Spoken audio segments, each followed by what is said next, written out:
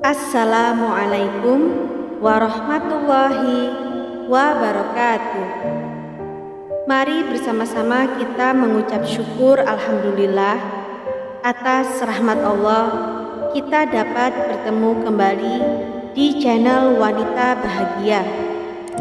Semoga sahabatku sekalian dalam keadaan sehat walafiat.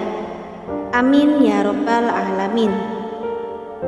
Sahabatku seiman yang dirahmati oleh Allah Subhanahu wa Ta'ala, kisah perempuan salihah yang berjihad menafkahkan hartanya. Di antara tanda-tanda istri yang solehah adalah jika ia melakukan kesalahan terhadap suaminya, ia menyesal sekali dan segera meminta maaf dan memohon keridhoannya. Kesalahan itu ia sesali dan ia tangisi sepanjang hari karena takut mendapat siksa dari Allah. Tanda-tanda yang lain adalah, misalnya, ia melihat suaminya sedang diliputi perasaan duka dan sedih. Maka ia menghibur, kalau yang kamu sedihkan berhubungan dengan urusan akhirat, sesungguhnya hal itu sangat menguntungkan bagimu. Tetapi jika yang kau sedihkan berhubungan dengan urusan dunia, sama sekali aku tidak membebanimu dengan perkara yang berat. Dalam kitab Uqudul Jen yang dikarang Syekh Muhammad bin Umar An-Nawawi, diceritakan kisah istri solehah yang berjuang di jalan Allah. Dikisahkan bahwa Rabi'ah binti Ismail Asyamsiyah, seorang istri Ahmad bin Abu Al-Huwari, suatu hari memasak makanan yang enak. Masakan itu diberi campuran aroma yang harum. Suami Rabi'ah juga mempunyai istri yang lain. Setelah masak dan menyantap makanan itu, Rabi'ah berkata pada suaminya, "Pergilah kamu ke istri yang lain dengan tenaga yang baru." Rabi'ah yang satu ini memang mirip dengan waliullah Rabi'ah Adawiyah yang berdomisili di Basrah. Rabi'ah Asyamsiyah ini setelah menunaikan sholat isya, ia berdandan lengkap dengan busananya. Setelah itu baru mendekati tempat tidur suaminya. Ia tawarkan pada suaminya, "Apakah malam ini kamu membutuhkan kehadiranku atau tidak?" Jika suaminya sedang berhasrat untuk menggaulinya, maka ia melayaninya hingga puas. Jika malam itu suaminya sedang tidak berminat menggaulinya, maka ia menukar pakaian yang ia kenakan tadi dan berganti dengan pakaian lain yang digunakan untuk beribadah.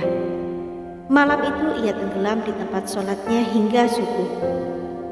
Rabi'ah binti Ismail Asyamsiyah bersuamikan Ahmad bin Abu Huwar itu memang dikehendaki Rabi'ah sendiri. Ia pula yang pertama-tama melamar Syekh Ahmad agar berkenan memperistri dirinya. Ceritanya demikian.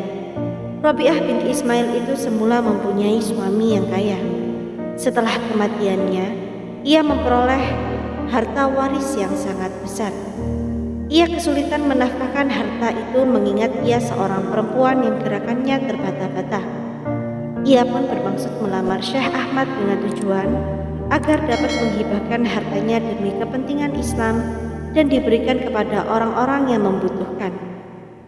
Rabi'ah binti Ismail memandang Syekh Ahmad sebagai orang yang dapat menjalankan amanat, sementara Rabi'ah sendiri seorang yang adil. Ketika mendapat lamaran dari Rabi'ah, Syekh Ahmad berkata, "Demi Allah, sesungguhnya aku tidak berminat lagi untuk menikah, sebab aku ingin berkonsentrasi untuk beribadah." Rabi'ah menjawab, "Syekh Ahmad, sesungguhnya konsentrasiku dalam beribadah adalah lebih tinggi daripada kamu. Aku sendiri sudah memutuskan untuk tidak menikah lagi. Tetapi tujuanku menikah kali ini tidak lain adalah agar dapat menghibahkan harta kekayaan yang kumiliki kepada saudara muslim dan untuk kepentingan Islam sendiri. Aku pun mengerti bahwa engkau itu orang yang soleh. Tapi justru dengan begitu aku akan memperoleh keridhaan dari Allah Subhanahu wa Ta'ala." Syekh Ahmad berkata, "Baiklah, tapi aku minta waktu. Aku hendak meminta izin dari guruku." Lalu Syekh Ahmad menghadap gurunya yakni Syekh Abu Sulaiman Ad-Daroni. sebab gurunya itu dulu pernah melarang dirinya untuk menikah lagi. Katanya, setiap orang yang menikah, sedikit atau banyak pasti akan terjadi perubahan atas dirinya. Tetapi setelah Abu Sulaiman mendapat penjelasan dari muridnya Syekh Ahmad mengenai rencana Robiah, ia berkata, "Kalau begitu nikahilah ia, karena perempuan itu seorang wali." Begitulah indahnya kisah perempuan soleha, di mana Allah senantiasa menjaga mereka karena kemuliaan hatinya. Kisah-kisah serupa seperti kisah Robiah Adawiyah itu sesungguhnya cukup banyak. Lazimnya terjadi pada masa lalu, tetapi untuk masa sekarang hampir tidak pernah dijumpai adanya seorang wanita yang berdik seperti mereka. Sampai di sini perjumpaan kita kali ini.